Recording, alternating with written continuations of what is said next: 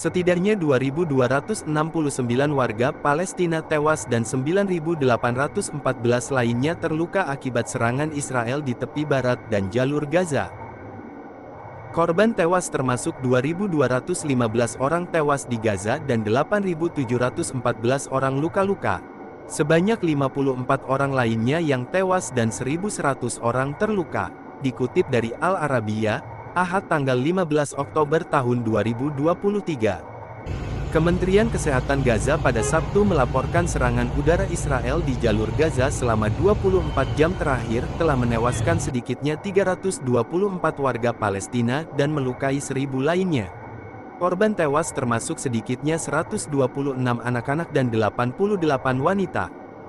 Lantas, apa sebenarnya yang terjadi? Siapa sebenarnya dalam dibalik serangan-serangan mengerikan ini? Di mana PBB dan pihak-pihak yang menyeruakan dengan lantang tentang hak asasi manusia? This is the true story of it.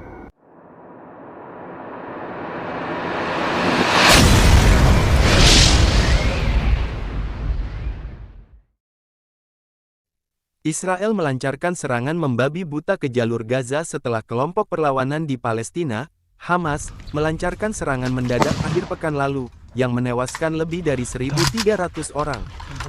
Militer Israel, IDF, telah memberikan indikasi paling jelas bahwa pasukannya sedang bersiap untuk menyerang jalur Gaza. Tidak ada waktu yang diberikan untuk serangan itu. Dalam sebuah pernyataan yang dikeluarkan hanya beberapa jam setelah batas waktu evakuasi di Gaza Utara berakhir, memaksa ratusan ribu warga sipil yang panik mengungsi ke selatan, tanpa makanan atau tempat berlindung. Pasukan pertahanan Israel mengatakan mereka sedang bersiap untuk tahap perang selanjutnya. Gaza is provided by an electrical generation plant that works on diesel fuel. They're cutting off fuel and water to Gaza. Gaza's probably got 2 days left, maybe 3 at best, of fuel to generate electricity, after which there's no actual fuel, there won't be fuel to drive, and there will not be any electricity there. Sejarah awal perang antara Palestina dan Israel berawal dari klaim yang saling bertentangan atas wilayah yang sama. Pada tahun 1948, Israel mendeklarasikan kemerdekaan dan mengklaim wilayah Palestina sebagai wilayahnya. Segera setelah itu, Arab Palestina memulai pemberontakan terhadap Israel untuk mengembalikan wilayahnya. Perang-perang yang berulang antara kedua belah pihak telah terjadi sejak saat itu, menimbulkan ketidakadilan dan kehancuran bagi semua yang terlibat. Hal ini semakin memperkuat konflik yang sudah mendarah daging dan menyebabkan perpecahan yang tak terhingga. Akibatnya, banyak orang yang telah kehilangan nyawa, rumah dan tanah mereka selama bertahun-tahun. The main case of the Arabs is against the British government's policy in Palestine. A policy which, if continued, will surely have as a result the replacement of the Arabs by the Jews. This policy is not only contrary to the pledge given by His Britannic Majesty's government to the late King Hussein in the year 1915 for the establishment of a completely independent state, but is also not in accordance with the fourth point of President Wilson's 14 points calling for the self-determination of all people.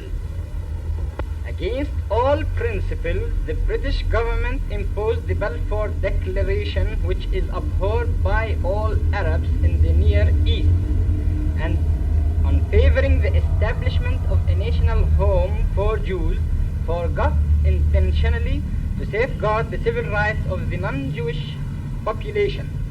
The Arabs, who decided on a general and a complete strike until the total and immediate stoppage of Jewish emigration is brought about, and until the government introduces an essential change in its present policy.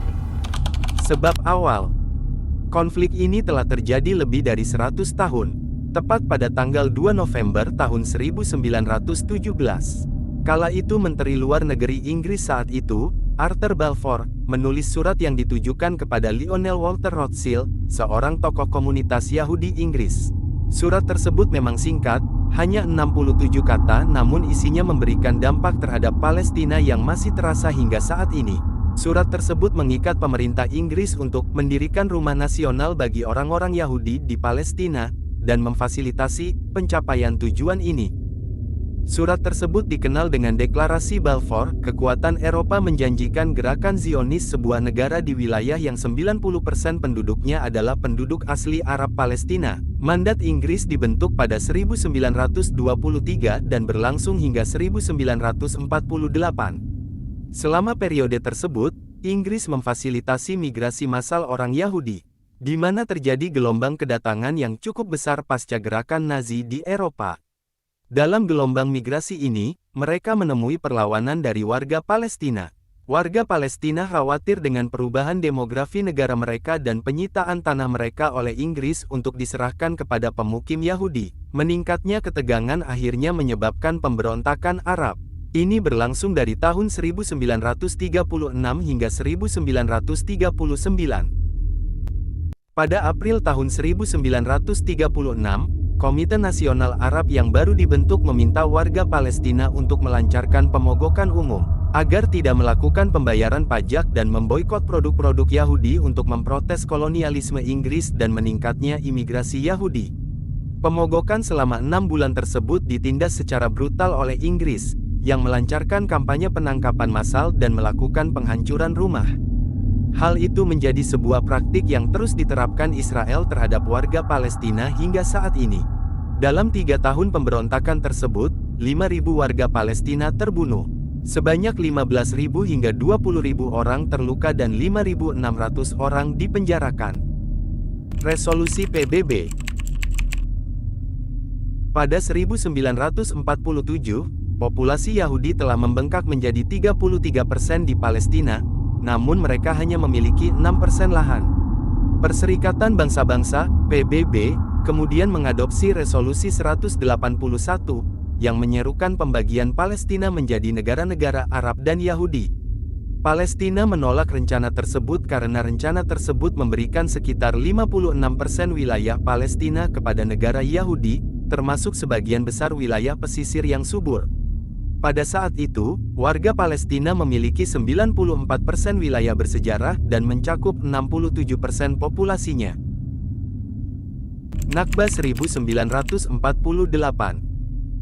Sebelum mandat kekuasaan Inggris berakhir pada tanggal 14 Mei tahun 1948, para militer Israel sudah memulai operasi militer. Mereka menghancurkan kota-kota dan desa-desa Palestina guna memperluas perbatasan Israel yang akan dijadikan negara. Pada April tahun 1948, lebih dari 100 pria, wanita dan anak-anak Palestina dibunuh di desa Deir Yassin di pinggiran Yerusalem. Hal ini menentukan jalannya operasi selanjutnya, dan dari tahun 1947 hingga 1949, lebih dari 500 desa, kota kecil dan besar di Palestina dihancurkan dalam apa yang oleh orang Palestina disebut sebagai Nakba, atau bencana, dalam bahasa Arab. Diperkirakan 15.000 warga Palestina terbunuh, termasuk dalam puluhan pembantaian. Insiden ini juga membuat gerakan Zionis menguasai 78% wilayah bersejarah Palestina. Sisanya yang sebesar 22% dibagi menjadi wilayah yang sekarang menjadi tepi barat yang diduduki dan jalur Gaza yang terkepung. Setelah Nakba 1948, setidaknya 150.000 warga Palestina tetap tinggal di negara Israel yang baru dibentuk dan hidup di bawah pendudukan militer yang dikontrol ketat selama hampir 20 tahun sebelum mereka akhirnya diberikan kewarganegaraan Israel. Perang 6 hari. Pada tanggal 5 Juni tahun 1967, Israel menduduki sisa wilayah bersejarah Palestina, termasuk jalur Gaza, tepi barat, Yerusalem Timur, dataran tinggi Golan Suriah, dan semenanjung Sinai Mesir selama perang 6 hari melawan koalisi tentara Arab. Pada Desember tahun 1967, Front Populer Marxis-Leninis untuk Pembebasan Palestina dibentuk. Selama dekade berikutnya, serangkaian serangan dan pembajakan pesawat oleh kelompok sayap kiri menarik perhatian dunia terhadap penderitaan rakyat Palestina. Intifada pertama. Intifada atau yang berarti perlawanan dalam bahasa Arab dilakukan Palestina pertama kali di jalur Gaza pada Desember tahun 1987. Ini terjadi setelah 4 warga Palestina tewas ketika sebuah truk Israel bertabrakan dengan 2 van yang membawa pekerja Palestina. Protes menyebar dengan cepat ke tepi barat dengan pemuda Palestina melemparkan batu ke tank dan tentara Israel. Hal ini juga menyebabkan berdirinya gerakan Hamas, sebuah cabang dari Ikhwanul Muslimin yang terlibat dalam perlawanan bersenjata melawan pendudukan Israel. Respons keras tentara Israel dirangkum dalam kebijakan Break Deir Bones yang dianjurkan oleh Menteri Pertahanan saat itu, Yitzhak Rabin. Aksi ini mencakup pembunuhan mendadak, penutupan universitas, deportasi aktivis, dan penghancuran rumah. Menurut organisasi hak asasi manusia Israel B'Tselem, 1070 warga Palestina dibunuh oleh pasukan Israel selama Intifada, termasuk 237 anak-anak. Lebih dari 175.000 warga Palestina ditangkap. Intifada juga mendorong komunitas internasional untuk mencari solusi atas konflik tersebut. Perjanjian Oslo. Intifada berakhir dengan penandatanganan Perjanjian Oslo pada tahun 1993 dan pembentukan Otoritas Palestina, sebuah pemerintahan sementara, pemerintahan mandiri terbatas di wilayah pendudukan tepi barat dan jalur Gaza. PLO mengakui Israel berdasarkan solusi dua negara dan secara efektif menandatangani perjanjian yang memberi Israel kendali atas 60% tepi barat, serta sebagian besar sumber daya tanah dan air di wilayah tersebut.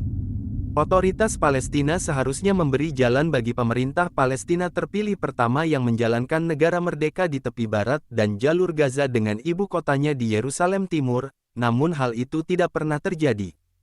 Pada tahun 1995, Israel membangun pagar listrik dan tembok beton di sekitar jalur Gaza, menghentikan interaksi antara wilayah Palestina yang terpecah. Intifada Kedua.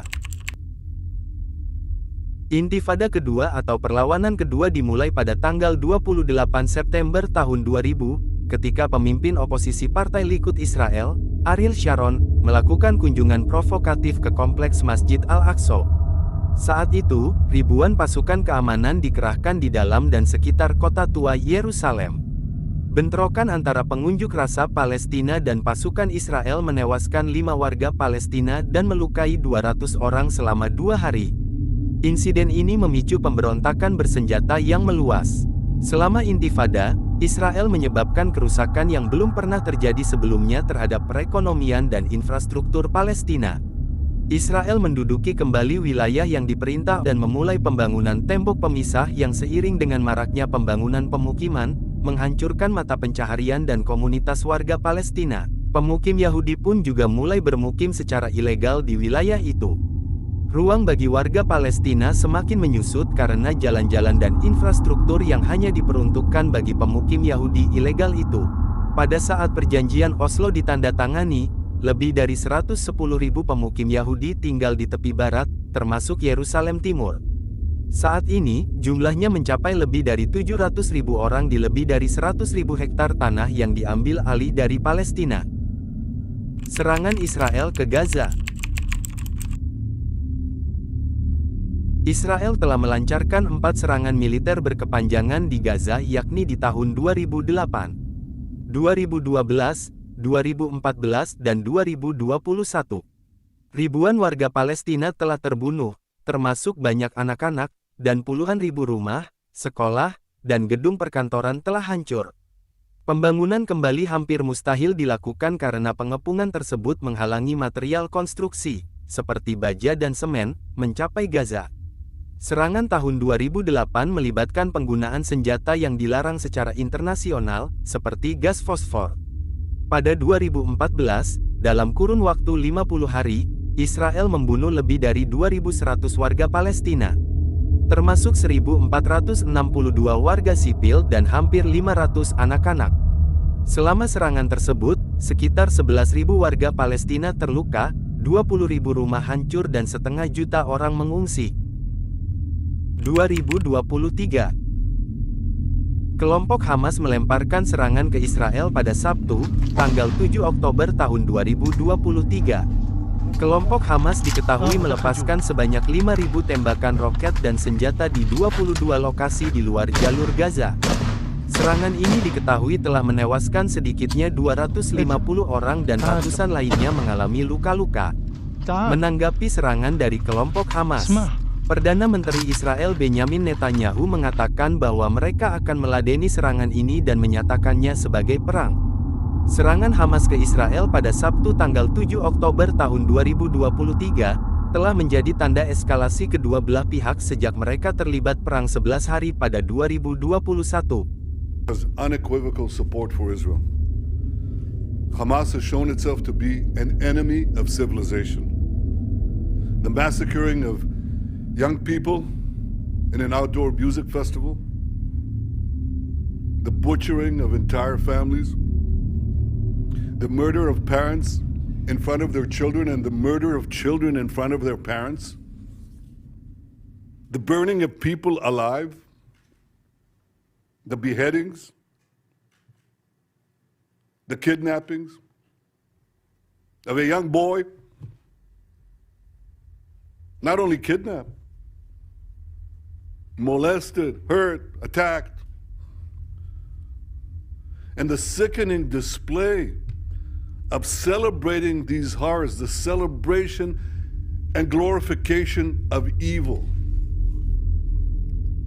President Biden was absolutely correct in calling this sheer evil.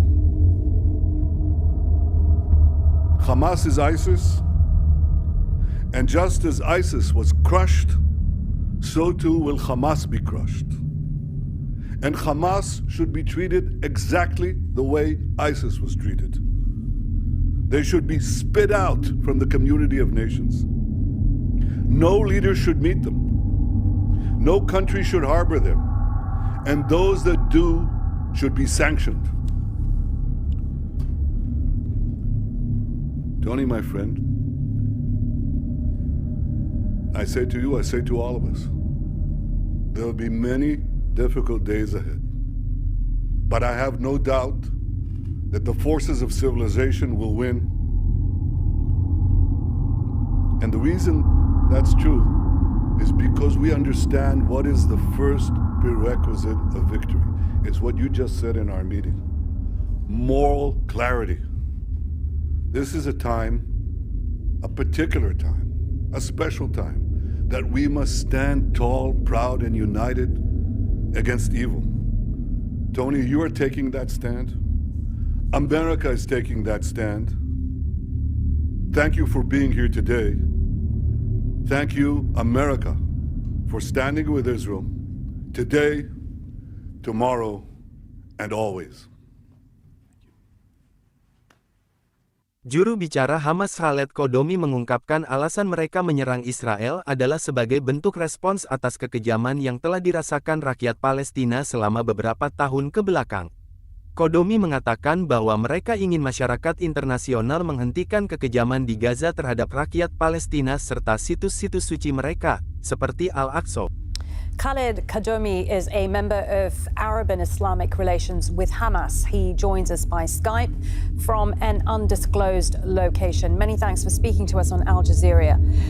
Netanyahu has made it clear again today, publicly, that he has no intention of backing down in its targeting of Hamas and its affiliates in Gaza. What is your response to that?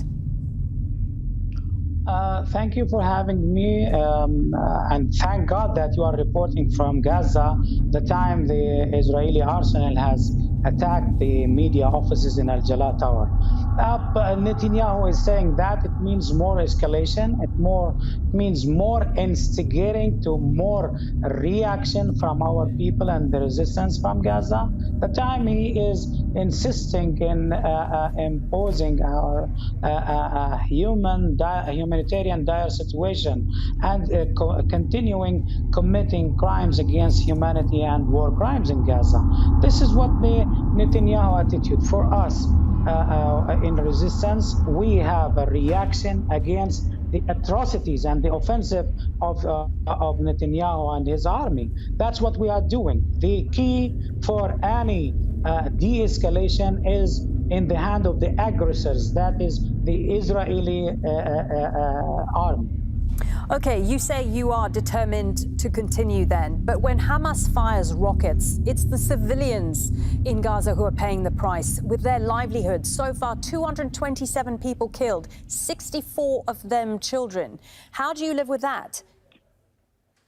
We are feeling really very sad, and we are to the depth of our heart, because they are our children, they are my family, they are every family over there. The problem is that we did not have a choice. This war has been imposed on us. Rather, it's not a war, it's an aggression, it's an offensive from the Israeli sides. They have attacked our innocent people in Al-Aqsa Mosque and in the city of Sheikh Jarrah and the suburb of Al-Quds city, and they are continuing targeting civilians. It's not the rockets of Hamas. Rocket of Hamas has stopped the atrocities, has minimized the atrocities and of the Israeli aggressions. What we need to know over here, that we are defending ourselves, and the international community is not giving us a choice. Look at what the American administration, how they have